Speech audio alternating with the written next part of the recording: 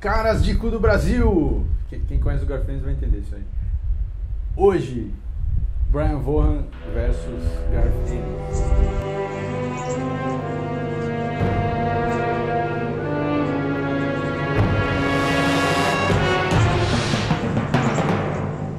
Então vamos lá, quem que é o Brian Vaughan? Esse cara, nas referências dele, ele diz que ele curtia bastante o Hulk do Peter David, né? E ele também cita como referência preso o Joss Whedon, que todo mundo deve saber foi o diretor do filme dos Vingadores, e também tem uma produção aí considerável TV, né?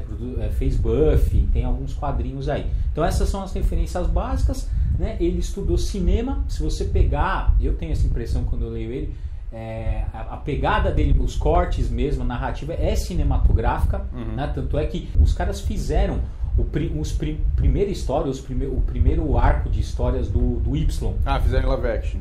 Fizeram. Cara, é perfeito, assim. A sequência do quadrinho é a mesma sequência, porque realmente é como se fosse um storyboard. Bom, o Garfênis, irlandês, aquela coisa clássica. Você vai buscar como é que é a biografia de um cara que é americano, que escreve quadrinho, como é que é a biografia de um cara que é inglês, irlandês, escocês, que faz quadrinho, é sempre a mesma coisa. O americano é assim, o cara nasceu, tomava leite com pera, lia quadrinho quando era pequeno, ficou influenciado por isso, aí foi fazer faculdade de cinema, de artes, de qualquer coisa assim, e aí depois foi trabalhar pra Marvel. Pronto, é sempre assim. O DC. E aí os ingleses é sempre assim, o cara com 12 anos já foi escrever 2000 AD, aí depois com 13 anos já estava fazendo o roteiro do Juiz Dredd. Todo inglês escreveu 2000 AD, Juiz Dredd e Doctor Who. Doctor Who também, fez alguma coisa com o Doctor Who. Aí quando estava com 17 anos tava precisando de dinheiro para tomar cerveja, porque os caras tomam cerveja desde que nasce lá. E aí vou para a indústria comercial, parar de fazer quadrinho alternativo e tal. Então, mesmo caso, ele é irlandês, ele escrevia quadrinhos sobre protestantes católicos na Irlanda e tal, era bem político o quadrinho que ele fazia quando era jovem, mas aí foi escrever 2000 AD, foi escrever Juiz Dredd, porque precisava pagar a conta, e aí foi descoberto assim, pela indústria e começou a trabalhar para os caras lá nos Estados Unidos, que é quem tem dinheiro. A gente estava falando dessa pegada aí que o Vaughan tem de cinema, né? Esse cara ele é responsável por quase uma temporada, 12 episódios, né? 12 episódios do Lost. Então, aí você já vê que o cara tem essa veia forte. O que tem de interessante do Vaughan? Y, O Último Homem, legal, saiu completo pela Panini, vale a pena dar uma olhada. Ex Machina, também interessante. O Picareta fez um post sobre o Saga, que é a nova obra dele, que está sendo bem falada pra caramba. A gente estava até conversando, né? Que assim, olha como estão vendendo o Saga.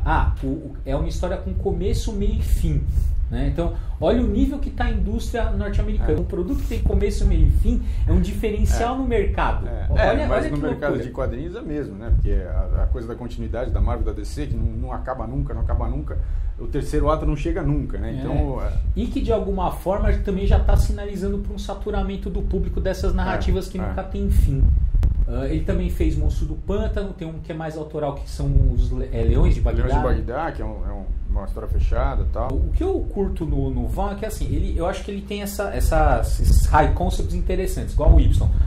O que aconteceria se todos os homens do mundo morressem menos um? Legal, trabalha a ideia bem. O Ex Machina, o que aconteceria no mundo se tivesse um só super-herói?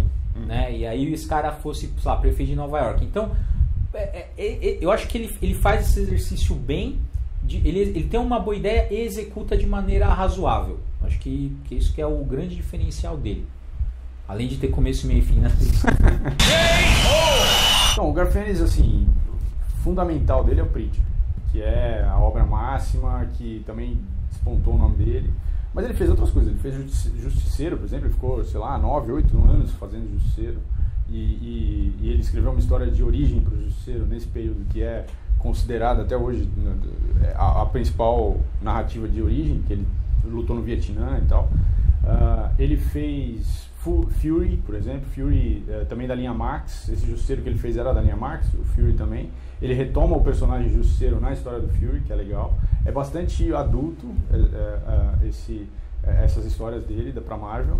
E ele fez muita coisa assim, trash, né? Ele pegou os anos 80, após Dark Knight, do Frank Miller, e aí ele foi por esse caminho, porque ele é bem boca suja mesmo, e aí ele fez uma sequência de coisas, tipo Hitman, que era um personagem underground ali da DC, que dialogava um pouco com o Lobo, tinha esse clima mais proibido para menores ali, e ele fez The Boys também, que é uma série bem pesada também. The Boys mais recentemente, que é uma perversão da Liga, assim, e ele fez A Profissional, que depois até fizeram uma animaçãozinho, The Pro, é dele também, que é tipo, é uma prostituta que ganha superpoderes da noite pro dia e entra pra Liga de Super-Heróis, e é bem trash, assim, é bem submundo.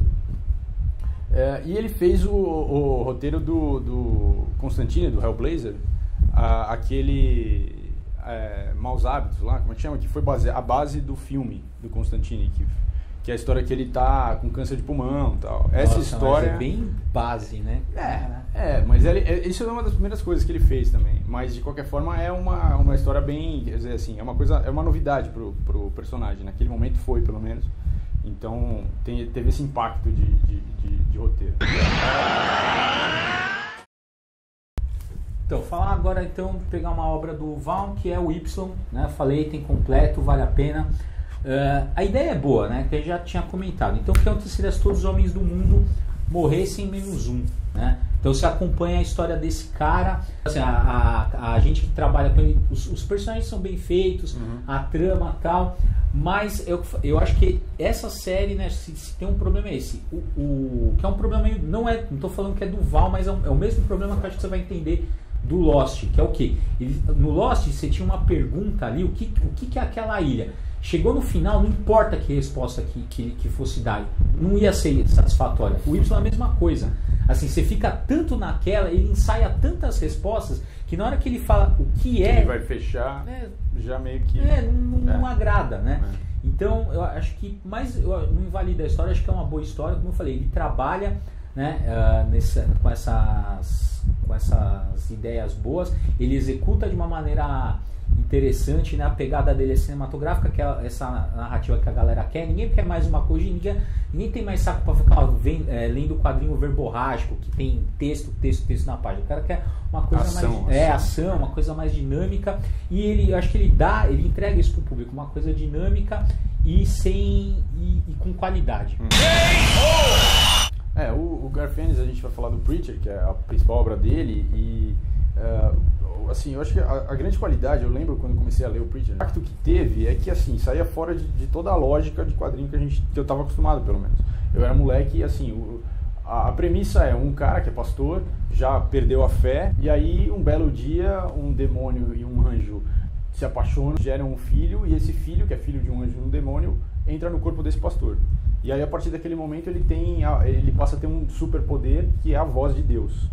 Então, quando ele fala usando a voz de Deus, as pessoas obedecem ao comando dele.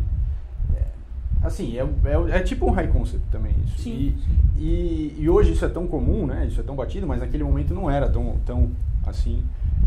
E aí foi pra mim muito impactante ler isso. Essa coisa de você ter uma ideia e trabalhar a história inteira em torno daquela ideia. Claro que, assim, tem problemas, né? Tem coisas que são exageradas. Ele força muitas coisas. Então, e ele muita coisa gratuita. Então, por exemplo, tem um personagem lá que é o principal antagonista do Jesse Custer, que é o pastor, que é um militarzão que está perseguindo ele e tal. Num determinado momento o cara é careca, assim. Aí num determinado momento eles rasgam a careca do cara aqui no meio, assim. E aí eles começam a chamar o cara de cabeça de pinto. Sim, é engraçado, tudo bem, é bem juvenil, assim, eu achei na época ali genial, mas assim, aquela coisa, não tem sentido na história, né? Aquela coisa, né? Piada velha pra gente nova, piada nova pra gente velha, né? A história é longa, eu não sei se ele esticou a história porque tava dando dinheiro, provavelmente. É possível. Mas de qualquer forma,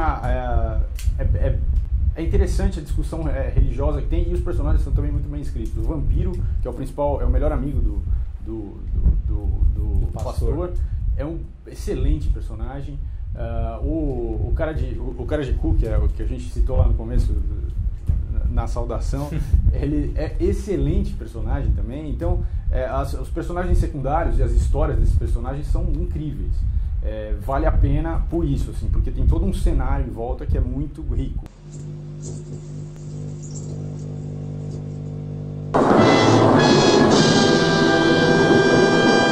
Bom, a gente queria agradecer todo o feedback que a gente está tendo no canal, mas tem também o Raoni Souza Cunha. Ele mandou um inbox lá na nossa fanpage, né? Ele falou, legal, tá o vídeo, e deu umas sugestões, que é Mike Mignola versus Frank Miller, Alan Moore versus Neil Gaiman, Gênio versus Gênio, Brian Azzarello versus Brian Wood e Chris Claremont versus Dennis O'Neil. Ó, a gente vai, talvez não desse jeito, mas a gente curtiu. A gente vai encaixar, já tá na pauta já. A gente queria agradecer, pedir para vocês também, tem ideia, avisa a gente quer fazer a proposta dessa série é essa, é ter mais interação com vocês, e muito obrigado, Raoni, e quem quiser também mandar a sugestão, a gente agradece. E aí, só falar uma hashtagzinha aqui, vocês estão aí embaixo aí, quem quiser põe, se não quiser não põe também, fica pra mim, tá? Obrigado aí, valeu galera, até mais.